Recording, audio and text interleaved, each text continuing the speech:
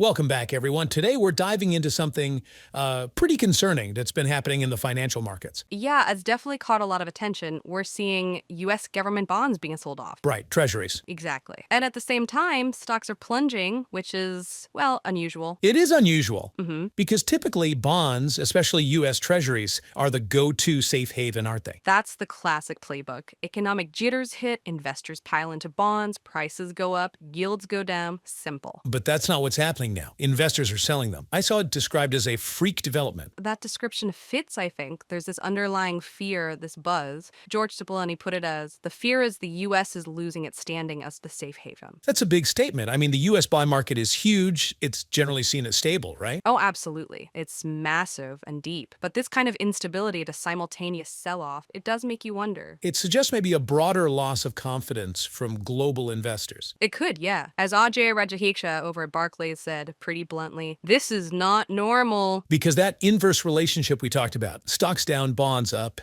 that natural corrective isn't kicking in this time. You hear analysts like Jack McIntyre are just low. Scratching their heads, yeah. Yeah. Puzzling. And look at the yields. The 10-year Treasury note yield, it jumped significantly. What was it, up to 4.58%? Reached that high, yeah, and finished 1 week, I think, over 12% higher. Wow. And just a reminder for everyone, yields go up when bond prices go down. So higher yields mean. Lower demand. People are selling, not buying as much. Okay, so what are the knock-on effects here? This isn't just numbers on a screen. No, definitely not. First, it costs the federal government more to borrow money. Which, given the scale of U.S. debt, could eventually mean, what, higher taxes? Cuts. Potentially, yeah. It puts pressure on the budget debt more, and that's one concern. And more immediately for people. Well, higher Treasury yields feed directly into other borrowing rates. Think mortgages, credit cards, car loans, business ones. So everything gets more expensive to finance. Pretty much. As Brian Railing noted, as yields move higher, you'll see your borrowing rates move higher too. And businesses feeling that pinch. They might have to pass those costs on to customers or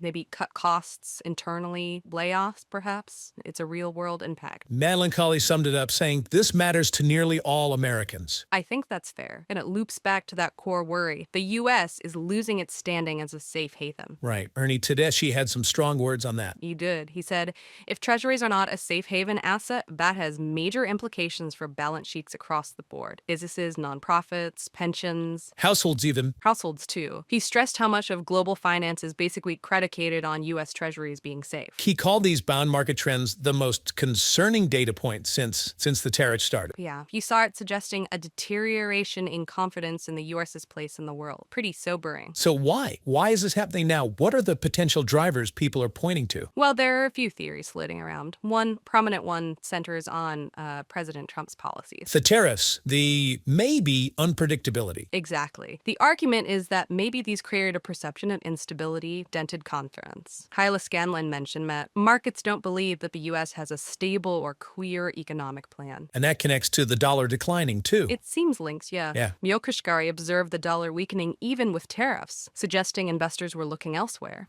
And Sarah Bianchi at Evercore ISI even suggested that just rolling back trade policies might not fix it, might not restore that confidence quickly. Right. The damage might be harder to undo, so that's one angst. Inflation. Inflation expectations, definitely. That's another big one. Yeah. Investors might just be worried about future inflation eroding their returns. So they demand higher yields now to compensate. Precisely. Deadwood Boneparth suggested tariffs themselves could be seen as inflationary, pushing up costs. And didn't a recent consumer sentiment report play into this? It did. It came in worse than expected, and crucially showed higher inflation expectations among consumers. That seemed to add fuel to the fire, pushing yields up further. Okay, policy concerns, inflation. What about market mechanics, hedge funds? Ah, yes. The basis trade unwind. That's another theory getting traction. Explain that a bit. Well, basically, it involves complex leverage strategies where hedge funds bet on tiny differences in prices related to Treasury futures and bonds if the market moves against them sharply. They have to sell treasuries quickly to raise cash, forced selling. That's the idea. Mike Arone mentioned forced selling as a potential factor.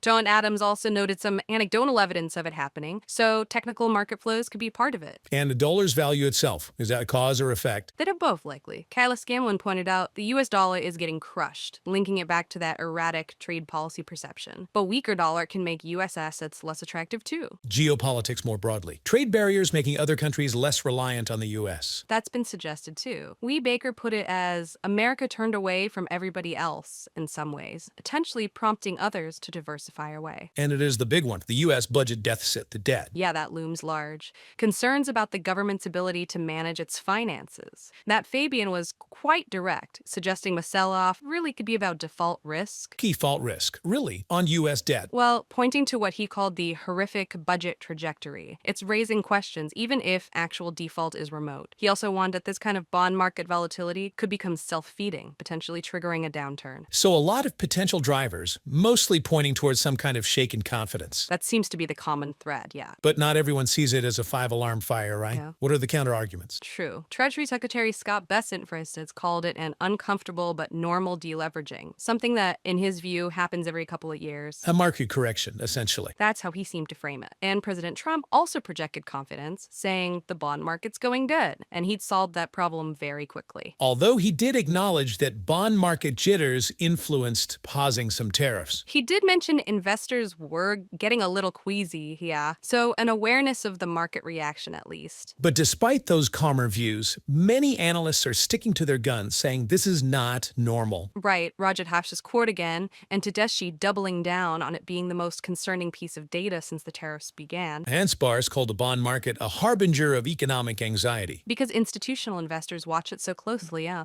Thomas Urano noted that interesting initial reaction tariffs first hit, money did flow into bonds. The typical flight to safety. Exactly. But then as stocks kept falling, things got messy. He also made the point that the Fed lowering rates, the usual fix, might not work if the root cause is policy uncertainty. Which brings us back to that key point. Unlike 2008, when everyone rushed into U.S. GACT. Right, pushing borrowing costs down. This time, that natural corrective isn't kicking in. That's the really worrying part for many. It absolutely is. It breaks the mold. So let's bring it back to everyday people. Someone with a 401k watching them. It must feel pretty nerve-wracking. Definitely. You see stocks going down, which is worrying enough, but then you look over at your bonds, which are supposed to be the stable part, the cushion. And they're going down too. Exactly. That buffer isn't there in the same way right now. It adds to the anxiety. And the broader risk is that this dented confidence leads people and businesses to just stop, postpone decisions. Yeah, hold off on big purchases, delay investments, hiring. If that happens on a large enough scale, you could tip into a recession. So what's the advice? What are financial advisors telling people amidst this uncertainty? Generally, the first piece of advice is don't panic, don't make rash moves based on headlines. Easier said than done sometimes, but good advice. For younger folks, long time horizon, Yeah. usually it's stay the course, stick to your long-term plan. Where about fundamentals? Absolutely crucial. Build up that emergency savings fund. Make sure your asset allocation, your mix of stocks, bonds, etc., is still appropriate for your goals and risk tolerance. Review it. And for those closer to retirement, maybe being the money sooner. They might need to consider more protective measures. Things like buffer ETFs were mentioned, designed to cushion against some losses. B. Baker also suggested looking beyond just stocks and bonds. Yeah, things like real estate, infrastructure, alternative investments, but, and this is key, he stressed consulting a qualified financial advisor. Don't just jump into things you don't understand. Sound advice. Oh, if I could, a professional. Definitely. So wrapping this up, it seems this simultaneous sell-off in bonds and stocks, the rising yields, it is unusual, it is concerning. Yeah, the core worry seems to circle back to that potential loss of confidence in the U.S. as a stable and reliable place to invest. And the potential impacts on borrowing costs, retirement savings, the whole economy. Yeah, it's something everyone's watching very, very closely. Matt Fabian's closing thought was pretty stark. It's hard to picture this ending well. Hopefully things stabilize, but the uncertainty is palpable. Indeed. A complex situation with a lot of moving parts. Thanks for breaking it down with us. My pleasure. Important topic to understand. Absolutely. And for everyone listening, if you found this discussion helpful in understanding what's going on, please do give this video a like and consider subscribing to the channel for more financial insights like this. Your support helps us keep digging into these important topics. It really does. Thanks again for joining us today. We'll see you next time.